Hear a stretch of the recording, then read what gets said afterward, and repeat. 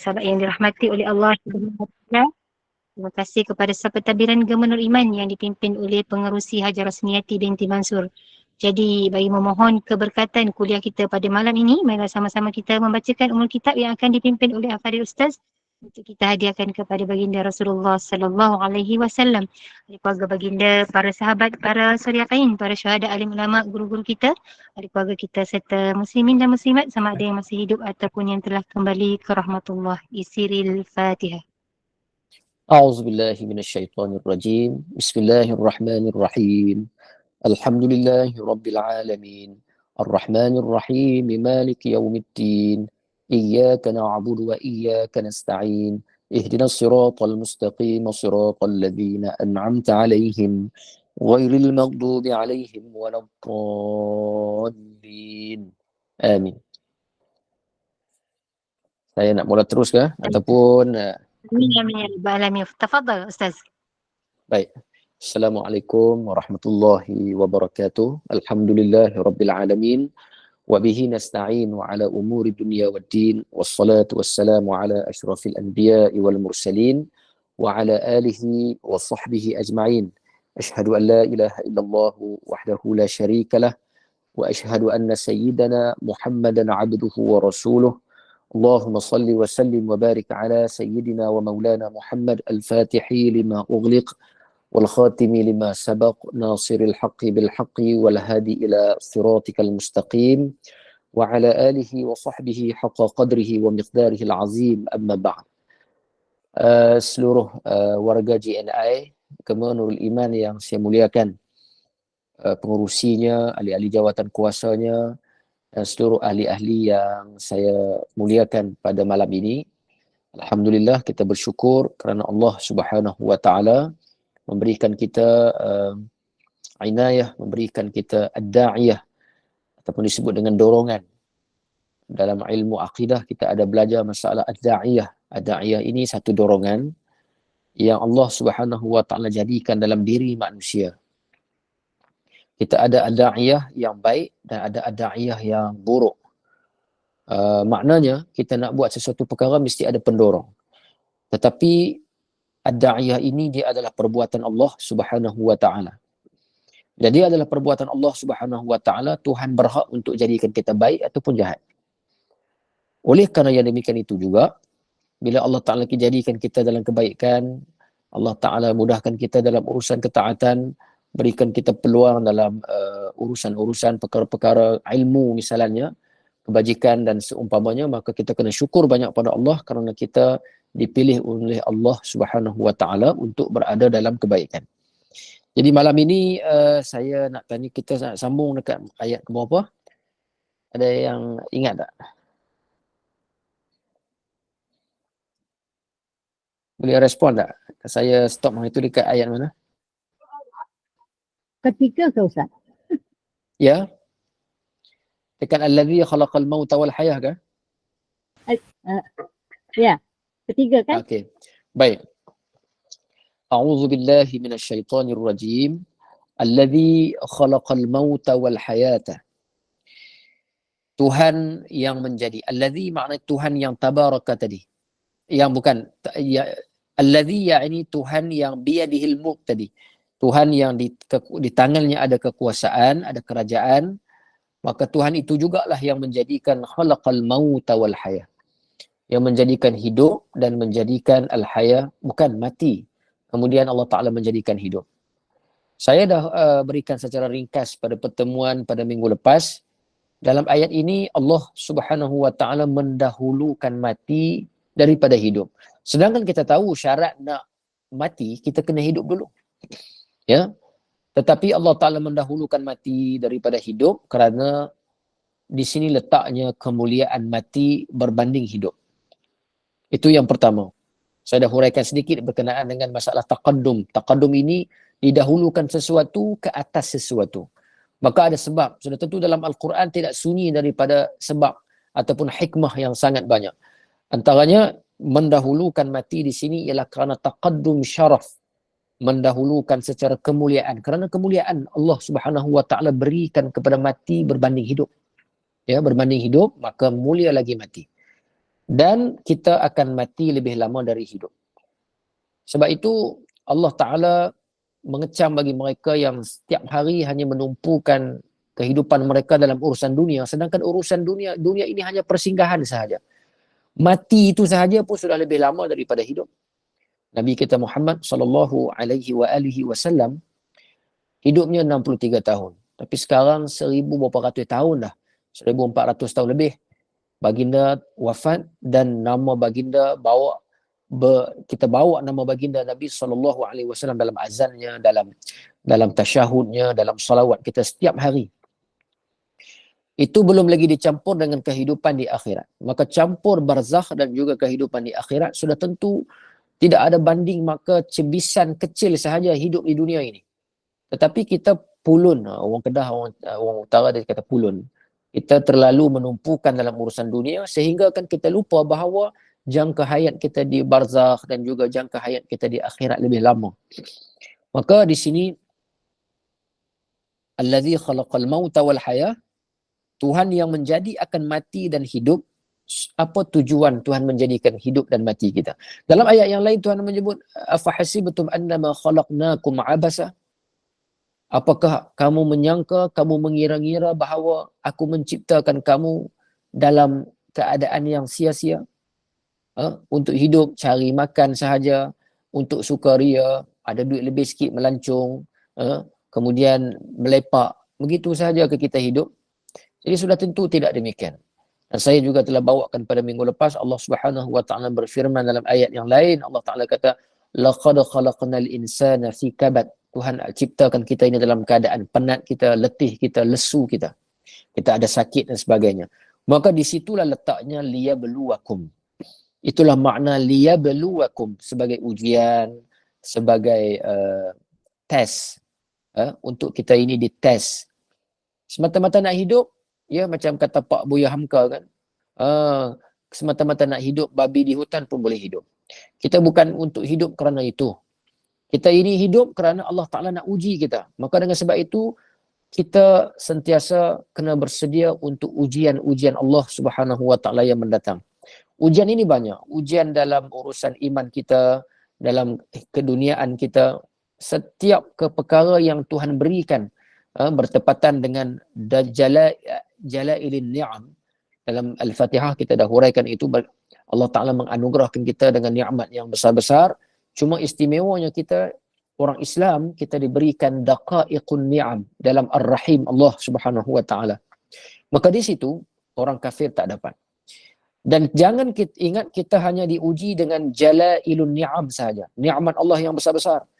Kaya kita, kerja kita, pangkat kita, kedudukan kita, anak kita, isteri kita. Tak.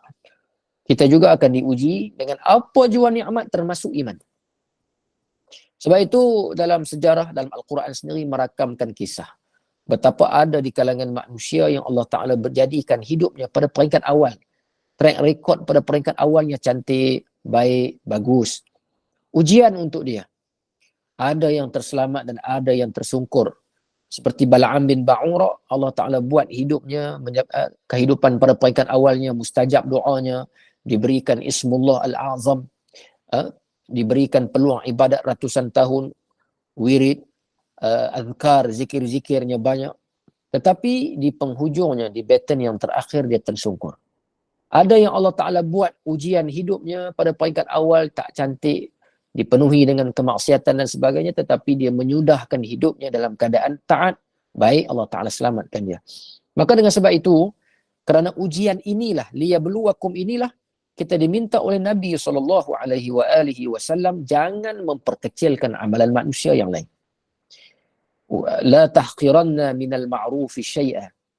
Jangan kamu tahqiranna, sama sekali memperkecilkan amalan manusia yang lain. Barangkali kamu melihat dia terlalu kecil di mata kamu. Tetapi Allah Ta'ala membesarkan ia. Banyak perkara kan yang Tuhan buat benda tu tak ada nilai di sisi kita. Tak ada nilai langsung. Saya nak petik satu kisah seorang ulama. Saya lupa, saya pernah bawa kisah ini. Cuma saya tak ingat dia punya ulama besar ni nama apa. Cuma ketika setelah dia wafat, anak muridnya bermimpi dan terjadi dialog dalam mimpi tersebut. Dalam dialog tersebut anak murid ini bertanya kepada sang gurunya yang telah pun meninggal dunia. Kerana Allah Ta'ala memberikan kenikmatan yang hebat, diberikan ganjaran yang hebat kepada tok guru ini. Maka kata si murid ini, wahai sang guru, Allah Ta'ala memberikan kamu kehebatan, Allah Ta'ala memberikan kamu nikmat yang besar setelah meninggal dunia. Sudah tentu kerana khidmat ilmu kamu. Kamu banyak menulis kitab, kamu banyak membaca kitab, kamu berkhidmat dengan ilmu. Sudah tentu kerana itu. Tapi jawab si guru tadi, tidak.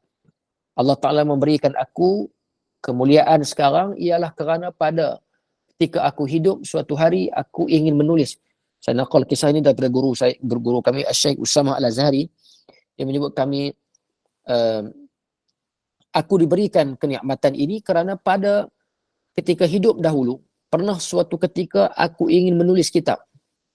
Aku ingin menulis kitab, ketika aku ingin menulis itu aku mencelupkan pena aku. Dulu kan zaman dulu kalau orang nak tulis kitab dia pakai brus tu kan. Kita sekarang dah banyak pen, kita boleh beli di Popular lah, kita beli di Maidin lah. Maidin ada pen Ada kot dan seumpama dengannya lah. Tapi dulu orang nak tulis dia pakai brus tu, dia celupkan dalam dakwat. Ketika dia mengangkat celupan tersebut untuk dia sambung menulis, seekor lalat hinggap pada dakwat tersebut, meminum dakwat itu kerana dahaga. Maka aku membiarkan dia minum sehingga puas, barulah aku sambung tulis. Di situ kita faham bahawa Allah Subhanahu Wa Taala menjadikan sebahagian amalan yang kadang-kadang terlalu kecil di mata kita. Sebab itu juga dalam ayat yang lain Tuhan menyelar. Ada yang nak bersedekah tetapi kerana terlalu sedikit nak sedekah, maka dia tak sedekah langsung. Ada orang yang kadang-kadang dia nak buat dosa, dia anggap benda tu kecil sangat, maka dia buat juga. Wa man ya'mal misqala dzarratin khairan yarah faman ya'mal misqala dzarratin khairan yarah wa man ya'mal misqala dzarratin syarran yarah. Kesimpulan apa yang saya nak bagi tahu dekat sidang pendengar yang dirahmati Allah sekalian, saya nak bagi tahu bahawa hidup kita ini ujian. Ujian sama ada dalam urusan dosa pahala kita, dalam urusan ibadah kita, dalam urusan dunia kita. Dan sebab itulah saya selalu menyebut kepada kita semua supaya kita melihat dunia ini sebagai ujian, maka lihatlah diri kita dengan ibadah kita bukan untuk kita mendabik dada. Kerana apa? Kerana kita ini belum lagi teruji iman kita dengan sebenar-benarnya. Sebahagian daripada manusia Tuhan dah uji dia. Dan ada yang dah lepas, ada yang tak lepas. Kalau dah tak lepas, kita tak boleh pandang dia kerana tak lepas. Banyak di kalangan orang yang kita lihat mereka gagal dengan ujian. Kita belum tentu lagi. Kerana belum lagi diuji. Baik, liyabluwakum, kerana apa ujian tersebut dilakukan oleh Allah Subhanahu Wa Taala terhadap kita? Kerana Tuhan nak tengok ayyukum, siapa? Ayyu maknanya mana-mana di kalangan kamu, siapa di kalangan kamu? Ahsanu, yang terbaik amalannya. Nak tengoklah mana yang lebih baik amalan. Hasil daripada diuji tadi, apa respon kamu? Bagaimana kamu memproses ujian tersebut supaya ujian tersebut menjadikan kamu makin mengingati Allah dan makin merasakan bahawa Allah itu adalah Tuhan kamu. Kerana ada sahaja yang diuji dengan ilmu, ada yang diuji dengan dunia, ada yang diuji dengan anak dan isteri. Sebab itu Tuhan sebut dalam Quran, jangan jadikan anak dan isteri kamu sebagai fitnah. Tapi dia gagal. Ada yang Allah Ta'ala jadikan dia ilmu. Sepatutnya bila ilmu banyak, secara logiknya dia akan mudah menghadapi musibah. Tetapi tidak. Karena itulah ulama menyebut, man izdada ilman walam yazdad hudan lam yazdad minallahi illa bu'dah. Ada yang bertambah man izdada ilman, bertambah ilmunya, walam yazdad hudan, tetapi hidayah tak bertambah pun. Lam yazdad minallahi illa bu'dah, maka dia makin menjadi jauh dengan Allah Subhanahu Wa Taala. Sepatutnya bila ilmu banyak dia makin takut. Al-ilmu iza zadat kal khasyatu falak wa illa fa'alai. Jadi liyabluwakum ayyukum ahsanu amala, supaya mencuba ia akan kamu pada masa hidup. Siapa kamu yang terlebih elok amalan bagi Allah dan terlebih taat dan terlebih warak.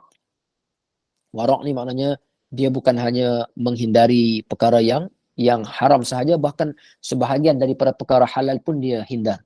Itu makna al-wara'. Wara'. Sebab tu kata ulama tasawuf, kami hampir 80 hingga 90% perkara halal kami hindari. Sampai macam tu sekali. Kita hindar perkara haram saja pun dah cukup baik dah sebenarnya. Dah cukup mujur dah kata orang Kedah.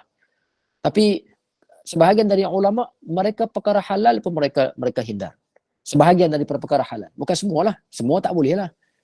Sebahagian besar. Macam Imam Nawawi pernah tak makan buah yang mana buah tersebut dikhawatiri tercampur dengan buah-buahan yang mana sebahagian daripada buah-buahan itu daripada kawasan tanah yang dirampas oleh kerajaan ketika itu, maka dia tak nak makan, takut masuk hasil syubhah. Ada imam yang sampai tahap jaga makannya, minumnya, kurang tidurnya kerana tidur itu halal, kurang makannya walaupun makanan itu halal. Ya. Jadi itu makna al-wara'. Tapi wara' ini untuk diri sendiri ya, jangan dia paksakan kepada orang lain. Kalau dia mampu buat, dia buat. Kalau dia tak mampu, ya, jangan dia memaksa ke atas orang lain. Ada orang yang sampai tahap makan di luar tak nak langsung. Okey, tak ada masalah. Tapi dia jangan mewajibkan kepada manusia yang lain. Ada orang yang sampai tahap macam-macam lah saya nak sebutkan ya. Warak ni macam-macam. Ada yang warak pada makan, ada yang warak pada harta, ada yang warak pada pakaiannya, macam-macam warak ya. Jadi ambillah warak itu pada bahagian mana yang sesuai untuk kita. Jangan kita memaksakan pada orang lain. Baik, apa lagi ujian yang Tuhan buat untuk melihat kita terlebih baik? Antaranya lagi dan ikhlas. Ya, ikhlas ini maknanya bersih hati kita. Tulus hati kita, itu makna ikhlas. Khalis dengan makna murni. Ya, sebab tu dalam kitab fiqh dia ada masalah tentang bab zakat emas. Emas antara yang diwajibkan disebut dengan zahab khalis, maknanya emas yang murni yang tak dicampur dengan apa-apa lagi bahan. Ya. Dan betul dan banyak ingat mati. Ya, banyak ingat mati. Kafa bil mauti wa'izah. Sebenarnya cukup hanya dengan mati saja kita dah boleh, kalau kita ingat mati saja kita dah boleh banyak berubah. Karena mati ini menghilangkan kelazatan dunia. Ya. Kita pun sendiri akan slow mengejar dunia bila kita tahu kita makin dekat dengan kematian. Karena nak himpun duit banyak-banyak pun tak guna. Nak buat rumah besar-besar pun tak guna, sebab kita akan buat sesuatu yang mana kita boleh duduk lama dalam dia. Tapi kita sedar kita tak boleh hidup lama, maka tak guna kita buat rumah yang besar-besar, himpun harta yang banyak-banyak, sedangkan kita pun tak tahu kita nak mati bila. Ya, kita kalau mati, orang nak sedih tak tahulah berapa hari agak-agak.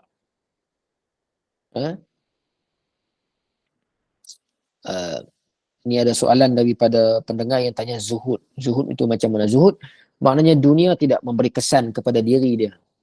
Dia boleh kaya, dia boleh mewah, dia nak ada helikopter ke, dia nak ada kereta yang bersusun-susun, silakan, tapi itu dunia tersebut tidak menyerap ke dalam hatinya. Ya, dia tak serap. Tapi nak jadi zuhud, dia tak boleh, tak ada apa-apa langsung. Dan apa pun tak ada, rumah tak ada, kereta tak ada, kain pun sehelai je di pakaian di badan dia. Itu pun kain yang buruk saja. Makanan pun makan tak ada apa di dunia ni. Syarat ulama letak untuk jadi zuhud, dia mesti antara syaratnya ialah ayyam talikan dunia. Dia mesti memiliki dunia. Maka baru dia dapat dunia, barulah kita boleh test, kita boleh tengok dia lagu mana interaksi dia dengan dunia. Adakah dunia memberi kesan kepada jiwa dia? Sebab itu para ulama berdoa, Allahumma ja'alid dunya fi aidina. Ya Allah, jadikan dunia di tangan kami. Maknanya dunia itu kita guna sampai tangan je. Dengan dunia kita nak guna tangan, nak guna kuasa, kita nak sedekah, kita nak ubah dunia dengan kuasa kita, setakat tangan sahaja. Jangan sampai dia masuk wala taj'alha wala taj'alid dunya fi qulubina. Jangan jadikan dunia itu menyerap dalam jiwa dan hati kami. Okey.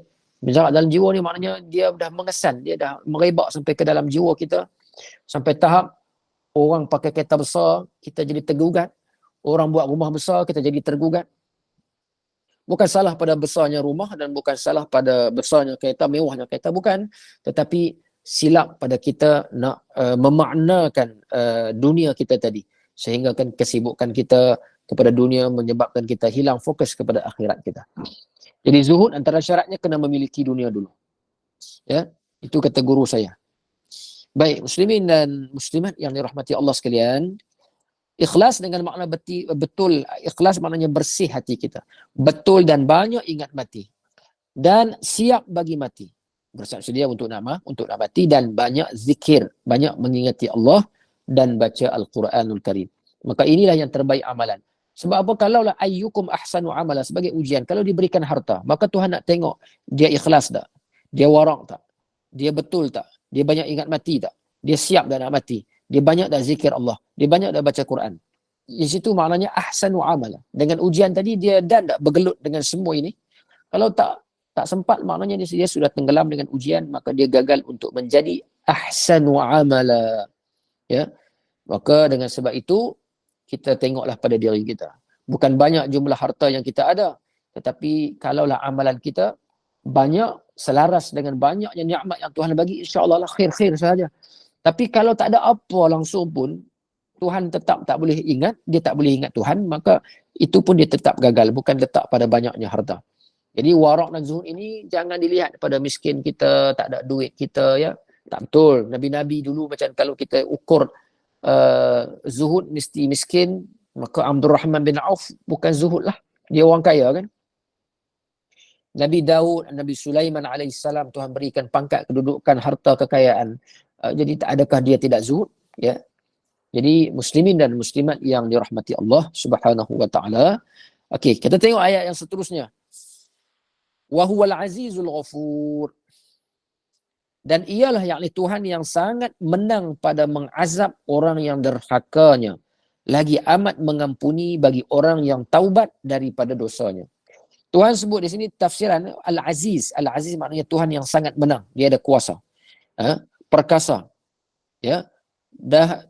Dan dia menang, tak ada siapa yang nak boleh halang.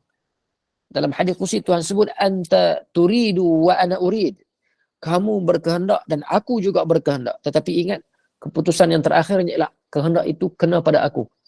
Apa sahaja yang aku nak mesti jadi, apa yang kamu nak tak mesti dapat. Jadi kita kena didik macam tu. Tak semua yang kita nak mesti dapat, kerana kita akhirnya wa huwa ala kulli syai'in qadir, kita terpaksa tunduk pada takdir kekuasaan Allah Subhanahu wa taala. Maka pada penghujung itulah bila kita ini terpaksa tunduk pada takdir kekuasaan Allah, kita boleh buat apa sahaja usaha yang kita buat. Tetapi kalaulah Tuhan mentakdirkan gagal, maka gagallah. Maka di sinilah Tuhan nak kita faham dengan makna tawakal. Tawakal sebab sebut dalam Quran, fa iza azamta fatawakkal 'ala Allah. Kalau kamu dah berazam, kamu kena tawakal. Sebab kamu jangan ingat perancangan kamu yang rapi itu adalah penyebab besar bahawa kamu akan berjaya. Tidak. Walaupun dia ada asbabnya, betul. Tetapi keputusan Allah Subhanahu wa ta'ala itulah keputusan yang paling muktamad. Maka antara rukun iman yang mesti kita imani ialah beriman dengan qada dan qadar Allah Subhanahu wa ta'ala.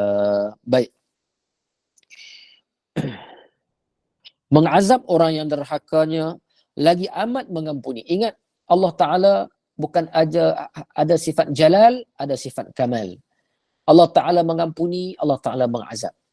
Allah Ta'ala maha penyayang, Allah Ta'ala ada sifat marah. Dalam Quran kan sebut kabura maqtan indallah. Allah Ta'ala ni cukup marah orang yang kalau dia bercakap dia tak buat. Oh, ini peringatan, terutama bagi saya lah. Saya rajin bercakap kan. Perempuan rajin dengar saja. Jadi saya yang bercakap ni Tuhan nak tanya lebih banyak. Itu saya takut juga. Baik. Mengampuni bagi orang yang taubat daripada dosanya. Orang yang bertaubat, Tuhan akan ampun dosa dia. Ya, Tuhan akan ampun dosanya. Syarat dia taubat. At-taubah dengan makna kita, yang pertamanya kita berhenti buat benda itu. Dia tak boleh kita masih buat. Yang kedua, kita menyesal. Kadang-kadang ada orang yang berhenti buat tapi dia cadang nak buat lagi. No, tak boleh. Itu bukan taubat. Sebab itu taubat ini satu anugerah Allah Subhanahu wa ta'ala. Sebab apa? Kerana penyesalan ini, jiwa yang menyesal, an-nadam disebut. An-nadam ini maknanya anugerah Allah. Tuhan yang menjadikan jiwa kita raqiq, lembut, kita nak rasa menyesal, kita rasa benda itu salah. Tuhan yang jadikan. Kalau dengan semata-mata air mata, tak jadi juga. Ya, an-nadam itu paling penting. Sekalipun orang yang dihukum hudud, ya, kita tahu bahawa orang yang dihukum hudud, Tuhan akan mengampunkan dosanya. Sekiranya dia berzina misalnya, maka Tuhan ampunkan dosanya. Sekiranya dia mencuri, sekiranya khazaf dan sebagainya. Tapi sebenarnya kata Imam An-Nawawi rahimahullahu ta'ala, bukan terletak pada hukuman itu keampunan Allah sebenarnya. Bukan. Sebab itu kalau kita tengok dalam peristiwa Sayyidina Ma'iz radhiyallahu ta'ala anhu, ketika dia berzina, maka dia mengaku pada Nabi SAW, kata beliau kepada Rasulullah SAW, zanaitu ya Rasulullah, tahhirni. Aku berzina ya Rasulullah, sucikan aku. Cuba tengok apa respon Nabi SAW ketika orang tu mengaku sendiri dia berzina. Kita bukannya orang mengaku dekat kita. Orang main cerita pun kita dah bagi perhatian lebih dah. Kita pasang telinga kita dengar kesalahan orang. Ya, sedangkan ada ancaman bagi orang yang terlalu berselera nak dengar keaiban orang ni. Dituangnya timah cair dalam telinganya nanti, timah panas. Kerana memberikan telinganya peluang untuk mendengar kalam-kalam yang buruk daripada manusia lain. Sayyidina Ma'iz dia sendiri yang mengaku. Rasulullah kata dah, kamu mabuk kot, balik. Datang kali kedua, zina itu ya Rasulullah, tahhirni, sucikan aku ya Rasulullah, aku telah berzina. Rasulullah kata, kawan-kawan kamu ni, dia kata sahabat, kamu tengok dia mabuk. Datang lagi ya Rasulullah, tahhirni, zina itu ya Rasulullah, kerana rasa bersalah dia tinggi. Rasulullah kata, la'allaka qabbalta. Saya ingat riwayat hadis. Boleh jadi kamu cium-cium sahaja aku, Rasulullah kata. Rasulullah cukup tak berkenan nak dengar kesalahan manusia. Kita orang bawa cerita pun kita dah suka. Jadi ingat kita kalau orang cerita tentang keaiban, jangan pasang telinga. Beredarlah kita. Kerana tak ada kena-mengena pun dengan kita. Nanti Tuhan tak tanya, kita tak boleh jawab pun depan Tuhan sebenarnya. Saya bukannya bawa cerita, orang cerita saya dengar je lah. Tak boleh, dengar pun tak boleh. Ya? Baik. Saya nak bagi tahu apa tadi. Baik, bila Sayyidina Ma'iz menceritakan kata dia berzina, maka dia pun akhirnya bila dia bersungguh-sungguh dan nak dihukum, ya, maka Rasulullah SAW melaksanakan hukuman rejam dan dia wafat meninggal dunia. Kerana rejaman hukuman rejam tadi. Dan bila dia dah meninggal, selepas mana direjam, masih ada cakap-cakap kisah Sayyidina Ma'iz berzina. Rasulullah memberikan peringatan bahawa kamu jangan mengungkit-ungkit lagi kesalahan Sayyidina Ma'iz. Kerana apa? Kerana sekiranya pahala taubat Sayyidina Ma'iz ini ditimbang, maka pahala ini cukup untuk membuatkan seluruh penduduk Madinah masuk syurga. Sampai begitu. Poin saya, penyesalan itu yang penting sebenarnya. Bukannya hukuman. Kata Imam Nawawi, kalau seseorang itu dilaksanakan hukuman hudud ke atas dirinya kerana bersalah, di atas kesalahan hudud, tetapi dia tidak menyesal. Walaupun hukuman dilaksanakan, maka yang penting tergantung itu ialah pada penyesalan an-nadam, bukannya hukuman. Jadi sebab itu disunatkan dalam kitab fiqh sendiri, kalaulah seseorang itu melakukan kesalahan jenayah hudud, jenayah dalam jenayah syar'iyah, kita nak pisrah diri untuk dihukum dengan kita balik bertaubat pada Allah Subhanahu wa taala diam-diam. Mana lebih dituntut? Lebih dituntut kita taubat, bukannya menyerah diri kepada pihak berkuasa. Baik, muslimin dan muslimat yang dirahmati Allah Subhanahu wa taala. Ayat yang seterusnya, alladzi khalaqa sab'a samawati tibaqa. Tuhan yang menjadi 7 langit berlapis-lapis, atas setengah daripada tiada bersentuh. Ini kekuasaan Allah Subhanahu wa taala. Menjadikan langit tanpa tiang dan tanpa bersentuh, kata Tok Guru kita ni. Samawatin tibaqa. Ya, samawatin tibaqa. Allahumma salli ala sayyidina Muhammad.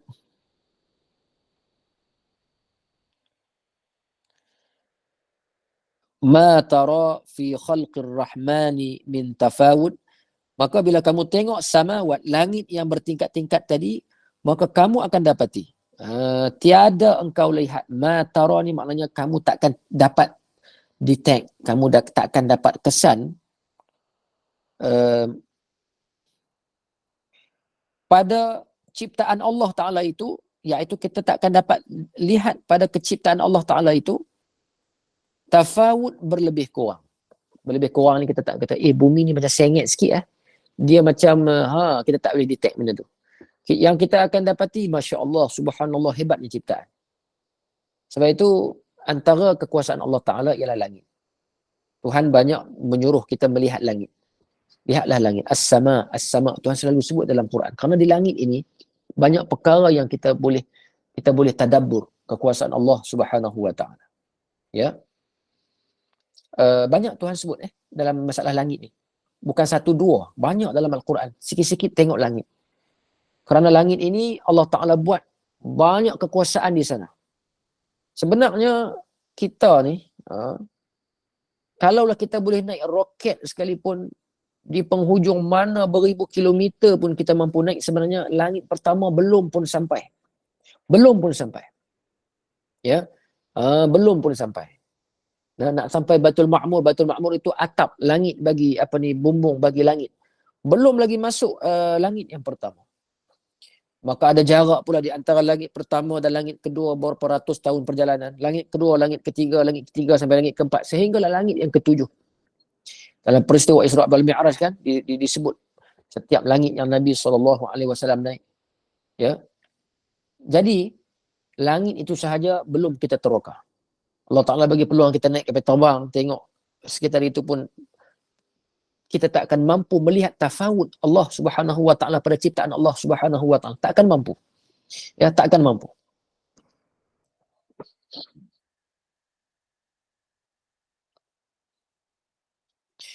Hanya bersamaan dan munasabah. Semua kita nampak munasabah sesuai, Masya Allah. Kita akan kata padanlah yang buat ni Tuhan. Ya. Tapi kalau ciptaan manusia, dia ada juga kekurangan. Kadang-kadang tukang rumah dia lah yang paling tak siap sekali. Tukang gunting rambut dia lah yang paling tak senonoh sekali. Kan kadang-kadang dia biasa.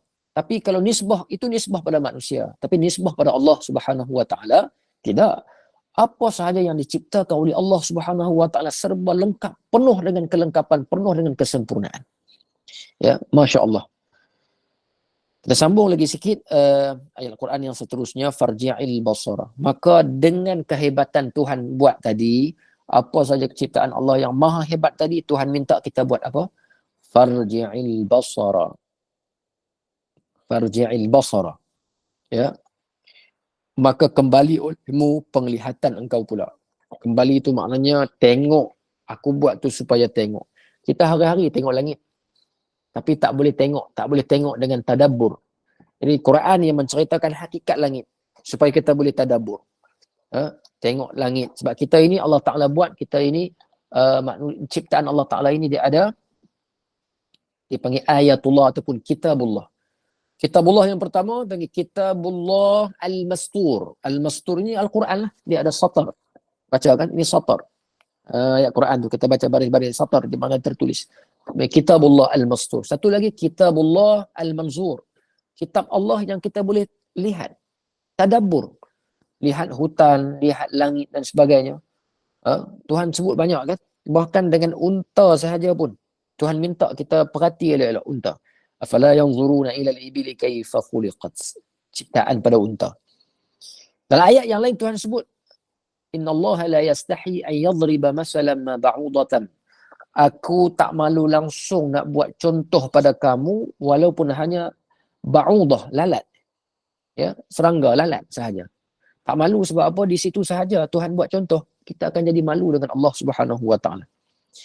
Sikit, kecil sahaja.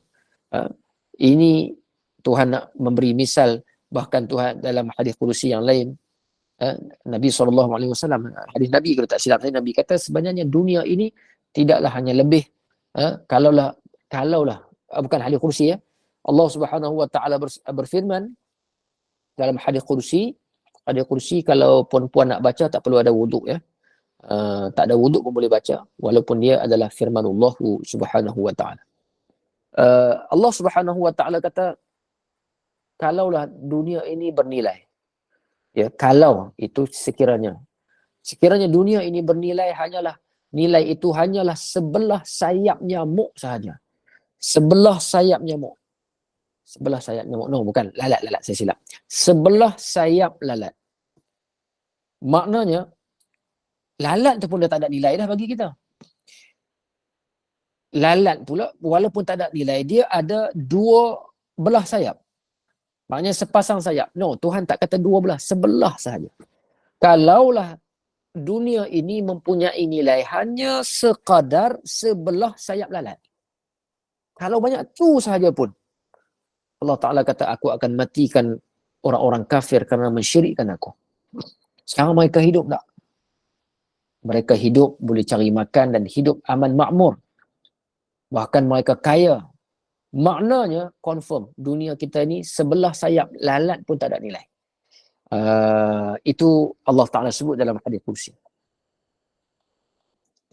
Jadi Tuhan minta, farji'il basar, maka kembali olehmu penglihatan engkau pula. Maknanya minta kita punya penglihatan kembali melihat ciptaan Allah Subhanahu wa Ta'ala supaya kita boleh tadabbur, mengimani ciptaan yang panggil Kitabullah Al-Manzur. Kitab Allah dia panggil. Itu kitab Allah. Langit itu pun kitab Allah sebenarnya. Pokok, hutan dan sebagainya, bintang, bulan, matahari dia panggil Kitabullah Al-Manzur. Dengan melihat peredaran bulan, turun naik matahari, itu sahaja sebenarnya boleh buat kita ini beriman, menambahkan iman pada Allah Subhanahu wa Ta'ala. Baik, saya sambung lagi. Hal tara, Tuhan tanya. Hal ini istifham. Hal tara, Tuhan tanya. Tanya sini bukan sebab Allah Ta'ala tak tahu. Kadang-kadang banyak pertanyaan dalam ayat Al-Quranul Karim. Bila tanya saja, adakah Tuhan tak tahu? Hasya lillah. Maha suci Allah yang mana Tuhan takkan bertanya. Tuhan ni takkan ada sifat tak tahu. Dalam Asma'ullah Al-Husna, dalam nama-nama Allah, antaranya Allah Ta'ala ini bersifat dengan ilmu. Dalam sifat 20 kan, ilmun, haya, sama', basar. Ilmun dengan makna Allah Ta'ala mengetahui sebelum, sedang, ke depan. Semua Tuhan tahu. Ya, tak ada yang Tuhan tak tahu. Semua Tuhan mengetahui. Baik. Tuhan kata lagi, hal tara min futur, adakah engkau lihat daripada retak-retak atau pecah-pecah? Ciptaan Allah Ta'ala ni ada tak sumbing-sumbing, pecah-pecah? Tuhan minta tengok lagi. Kalau saya nak, tuan-tuan ada Al-Quran di tangan tuan-tuan, cuba tengok Tuhan sebut hal tara. Tadi Tuhan kata farji' al-basar. Tengok. Kemudian Tuhan kata hal tara. Hampa nampak tak? Tuhan kata lagi summarji'. Tengok lagi. Al-basara. Irji' ni makna tengok lagi. Karrataini al-basara karratain. 2 kali. Kemudian kembali olehmu akan penglihatan 2 kali. Oleh orang lihat langit. Tuhan minta kita lihat, tengok lagi langit. Ya. Jadi jaranglah kita ni tengok lagi untuk tadabbur. Banyak kehebatan Allah di langit. Bahkan dalam peristiwa Isra wal Mi'raj bergaduh di antara langit dan bumi. Langit mendakwa bahawa aku lebih mulia. Kerana di langit ini pada langit, kami di langit ini tidak pernah dicemar oleh manusia yang berdosa. Manusia buat dosa banyak di tempat kamu, wahai bumi. Itu perkataan langit pada bumi. Maka bumi membalas dengan suatu ucapan yang menyebabkan langit terus cemburu dengan bumi. Apa kata bumi?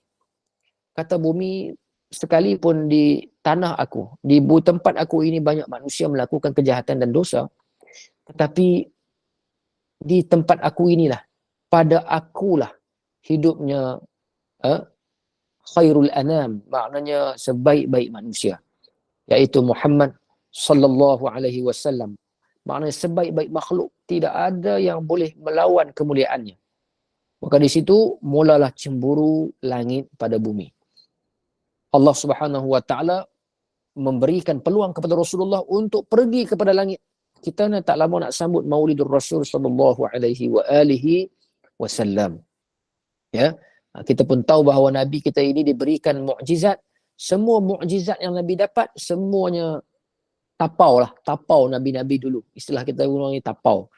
Tak ada Nabi-Nabi dulu. Kalaulah Nabi-Nabi yang sebelum ini, macam Nabi Sulaiman alaihissalam, dia boleh melalui suatu perjalanan. Kalaulah jarak sebulan, dia boleh buat satu jam sahaja.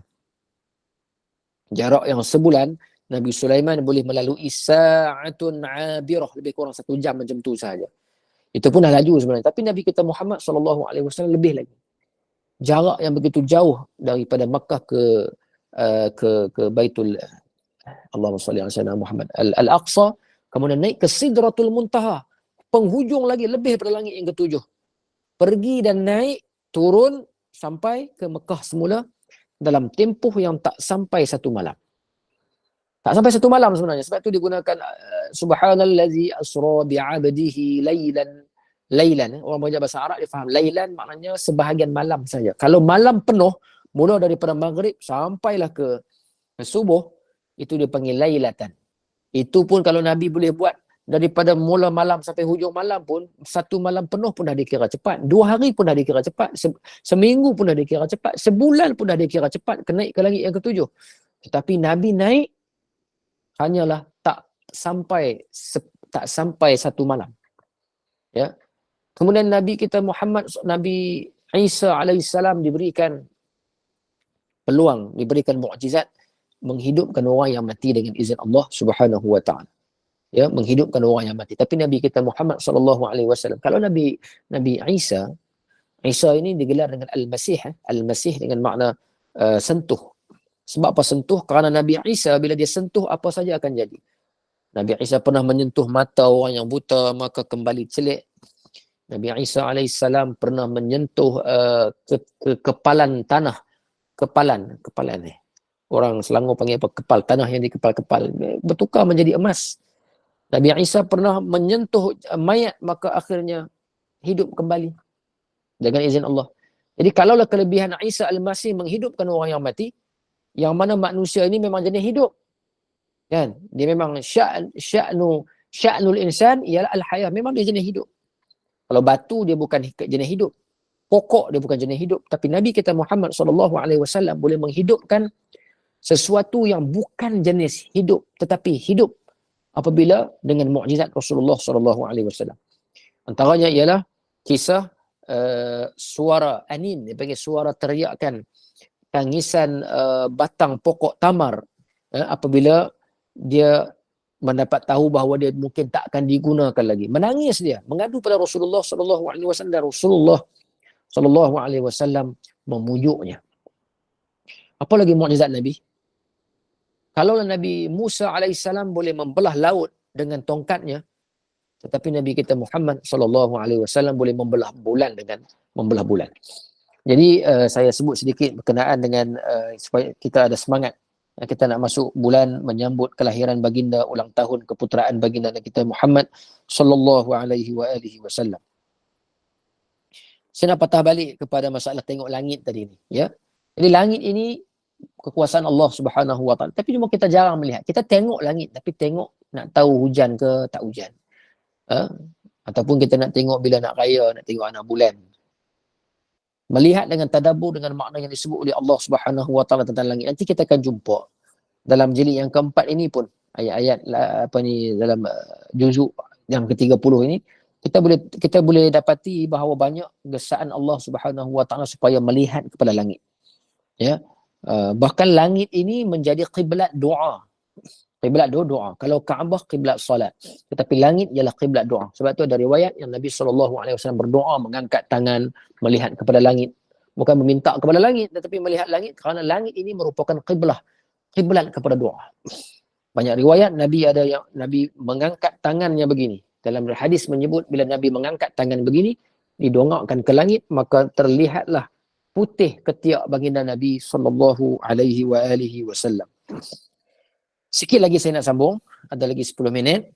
Saya akan berhenti dalam 5 minit lagi. Kita akan baca suratul Mulk sebelum kita nak tidur pada malam ini. Allah Subhanahu wa taala berfirman lagi, "Tsumma rji''il basara karrataini yanqalib ilaika al-basaru khasi'an wa huwa hasir." Nescaya kalau kamu tengok kamu tengok lagi langit tadi, kekuasaan Allah Ta'ala, maka nescaya balik kepada engkau oleh penglihatan itu hina. Tiada dapat sedikit pun cedera. Maka ketika itu, bila kita tengok kesempurnaan Allah, maka dia automatic, reflect. Kita akan dapati bahawa kita ini hina sebenarnya. Kita hina. Melihat kepada kesempurnaan, maka kita akan dapati kita ini kehinaan. Itu bagi orang yang faham hakikat apa? Hakikat kesempurnaan. Kita membaca kisah-kisah para awliya, kesempurnaan mereka, bangun malamnya, perjuangan mereka, juhud mereka, automatik kita akan rasa kita hina. Dia begitu. Tapi kalau tak rasa apa-apa, maknanya hati kita dah matilah. Kerana apa? Kerana hati kita ini sebenarnya hati yang kurang, tetapi berdepan dengan hati mereka yang sempurna, tetapi tak rasa apa-apa. Maknanya kita dalam keadaan mati, hati kita, maka perlu dihidupkan kembali. Hati makanannya apa? Tuan-tuan dan perempuan sekalian, hati makanannya adalah az-zikr. Beza dengan tubuh kita. Tubuh kita tanah. Maka nak bagi hidup balik, kita kena ambil wuduk. Kerana tanah mesti disiram dengan air supaya dia segar. Dia subur. Sebab itu kita diminta mengambil wuduk. Kita diminta untuk mandi wajib. Ya. Nak dekat dengan solat, maka diminta tajdidul wuduk. Memperbaharui wuduk. Kerana kita ini tanah, tuan-tuan sekalian. Maka mesti dijirus dengan air supaya subur, segar. Tetapi hati makanannya bukan itu. Hati makanannya ialah az-zikr. Zikir, ingat pada Allah Subhanahu wa taala. Sebab itu Tuhan kata, dengan mengingati Allah Subhanahu wa taala, hati kamu pasti akan jadi tenang. Dia tak boleh terjemah moga-moga jadi tenang. Boleh jadi akan jadi tenang, tak. Tak betul macam tu. Kerana apa? Kerana kata Al-Imam Ibn Aqil misalnya, semua janji Allah, Zamakhsyari kalau tak silap saya, Al-Imam Zamakhsyari dalam Al-Kashaf, semua janji Allah Subhanahu wa taala dalam Al-Quran tidak boleh diterjemahkan dengan moga-moga dan boleh jadi. Tak boleh. Mesti diterjemahkan dengan pasti jadi. Pasti. Ya, pasti. Pasti akan dapat ketenangan. Pasti akan dapat ketakwaan. Dalam ini Tuhan sebut yanqalib ilaikal, bukan tadi ni az-zikir. Kalau kamu mengingati Allah, pasti jiwa kamu akan menjadi tenang. Semua belum lagi tenang, barangkali tak cukup. Ya, kena tambahkan lagi kita punya dos zikir kita pada Allah Subhanahu wa taala. Alhamdulillah. Wa huwa hasir, dan ia putus. Putus ini dalam makna putus asa daripada dapat lihat cedera langit. Dia cuba nak cari mana kekurangan langit, mana cederanya ciptaan Allah. Perhatilah Tuhan kata, kamu akan putus asa mencari kelemahan ciptaan Allah Subhanahu wa taala. Kamu takkan jumpa. Pasti. Hatta kalau Allah Taala buat seseorang itu cacat sekalipun, maka pada kecacatan manusia itu, ciptaan Allah itu, kita akan melihat kesempurnaan. Ini kekuasaan Allah Subhanahu wa taala. Jadi saya berhenti setakat itu pada wa huwa hasir. InsyaAllah dalam pertemuan minggu depan kita akan sambung walaqad zayyana as-samaa ad-dunya bimasabih. Sini ada cerita apa? Cerita iblis mencuri maklumat daripada langit, dan kemudian maklumat itu dicuri dan dibawa ke bumi dan diceritakan kepada beberapa golongan manusia, sehinggalah tilikkan mereka itu sentiasa tepat. Ya, sehinggalah pada waktu bila iblis dan syaitan ini dah tak mampu lagi nak curi berita daripada langit. InsyaAllah pada minggu depan. Ya, minggu depan jangan lupa, malam ni ramai juga ni, 96 orang. Selepas Isyak, 96 orang ni jumlah yang ramai bagi saya. Kita akan sambung pada walaqad zayyana as-samaa ad-dunya bimasabih. Ya, insya-Allah kita akan bawa sedikit kisah berkenaan dengan mencuri. Iblis ketika itu masih lagi diberikan peluang mencuri maklumat daripada langit, berita-berita daripada langit. Ya, saya nak ambil Quran sekejap. Okey. Mencuri berita daripada langit, sehinggalah sebahagian daripada manusia yang mana mereka ini digelar dengan al-kahanah, al-kahin, tukang tilik dan sebagainya, mendapat maklumat daripada iblis dan syaitan, dan mereka ini dikatakan tukang tilik yang memberikan maklumat masa depan kepada Firaun misalnya, sehinggalah berita itu tepat dan sentiasa tepat. Kerana apa? Diambil maklumat daripada langit. InsyaAllah kita sambung pada minggu hadapan, dan kita nak tutup dengan bacaan suratul Mulk. Ya. Allahumma salli ala Sayyidina Muhammad. Saya minta maaf malam ni saya letih sikit. Ya, kalau lah tuan-tuan perempuan rasa ada kurang semua tu, saya minta maaf lah. Saya ada 3 program hari ni. 4 program ni. Saya lupa muka surat berapa. Saya selalu baca dalam handphone. Boleh beritahu muka surat apa? 562. Okey, baik. 562. Baik, terima kasih. Ada dalam skrin Ustaz. Oh, tak apa, saya tengok di Quran lah senang. Saya selalu tengok dalam handphone, ataupun kalau di masjid, selalu lepas saya jadi imam di masjid, dia orang akan Lupa dia orang akan bagi yang tu. Dia biasa-biasa terlupa lah. 562 Okey, baik. InsyaAllah kita baca sama-sama. Ya. A'udzu billahi minasyaitonir rajim. Bismillahirrahmanirrahim. Tabarakalladzi biyadihil mulku wa huwa ala kulli syai'in qadir. الذي خلق الموت والحياة ليبلوكم أيكم أحسن عملا وهو العزيز الغفور الذي خلق 7 سماوات طباقا ما ترى في خلق الرحمن من تفاوت فارجع البصر هل ترى من فطور ثم ارجع البصر كرتين ينقلب إليك البصر خاسئا وهو حسير ولقد زينا السماء الدنيا بمصابيح وجعلناها رجوما للشياطين وأعتدنا لهم عذاب السعير وللذين كفروا بربهم عذاب جهنم وبئس المصير إذا ألقوا فيها سمعوا لها شهيقا وهي تفور تكاد تميز من الغيظ كلما ألقي فيها فوج سألهم خزنتها ألم يأتكم نذير قالوا بلى قد جاءنا نذير فكذبنا وقلنا ما نزل الله من شيء إن أنتم إلا في ضلال كبير وقالوا لو كنا نسمع أو نعقل ما كنا في أصحاب السعير فاعترفوا بذنبهم فسحقا لأصحاب السعير إن الذين يخشون ربهم بالغيب لهم مغفرة وأجر كبير وأسروا قولكم أو اجهروا به إنه عليم بذات الصدور ألا يعلم من خلق وهو اللطيف الخبير هو الذي جعل لكم الأرض ذلولا فامشوا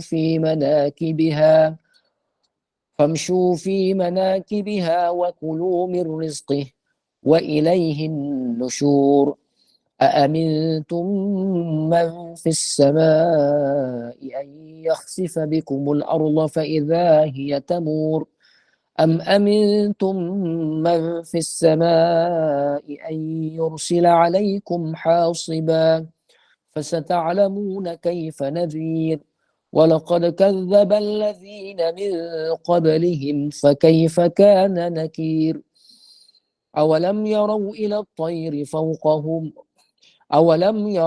الطير فوقهم صافات ويقبض ما يمسكهن إلا الرحمن إنه بكل شيء بصير أمن هذا الذي هو جند لكم ينصركم من دون الرحمن إن الكافرون إلا في غرور أمن هذا الذي يرزقكم إن أمسك رزقه بل لجوا في عتو ونفور أفمن يمشي مكبا على وجهه أهدى أمن يمشي سويا على صراط مستقيم قل هو الذي أنشأكم وجعل لكم السمع والأبصار والأفئدة قليلا ما تشكرون قل هو الذي ذرأكم في الأرض وإليه تحشرون ويقولون متى هذا الوعد إن كنتم صادقين قل إنما العلم عند الله وإنما أنا نذير مبين فلما رأوه زلفة سيئت وجوه الذين كفروا وقيل هذا الذي كنتم به تدعون قل أرأيتم إن أهلكني الله ومن معي أو رحمنا فمن يجير الكافرين من عذاب أليم قل هو الرحمن آمنا به وعليه توكلنا فستعلمون من هو في ضلال مبين قل أرأيتم إن أصبح ماؤكم غورا فمن يأتيكم بماء معين صدق الله العظيم. Jadi cukup sekadar itu pada malam ini. Mudah-mudahan kita dilimpahi rahmat Allah Subhanahu wa taala, diampuni dosa kita dan diberikan kasih sayang Allah Subhanahu wa taala senantiasa. Kita sebenarnya kehidupan kita setiap hari kita hanya perlu rahmat Allah Subhanahu wa taala. Dan antara rahmat Allah taala yang terbesar kita di dunia ini antaranya ialah Nabi kita Muhammad sallallahu alaihi wasallam. Maka tak dapat tidak kita kena banyak berselawat ke atas junjungan besar Nabi kita Muhammad sallallahu alaihi wasallam. Saya mohon ampun dan maaf atas kekurangan pada malam ini. Kita jumpa pada Isnin pada minggu depan insya-Allah. Apa yang baik daripada Allah Subhanahu wa taala, yang buruk dari kelemahan saya sendiri. Sehingga bertemu lagi, aqulu qawli hadza wa astaghfirullahal azim li wa lakum. Astaudi'ukumullah. Assalamualaikum warahmatullahi taala wabarakatuh. Waalaikumsalam. Waalaikumsalam warahmatullahi wabarakatuh. Jazakumullah khairan. Ya, sama-sama. Wa iyyakum. Wa iyyakum.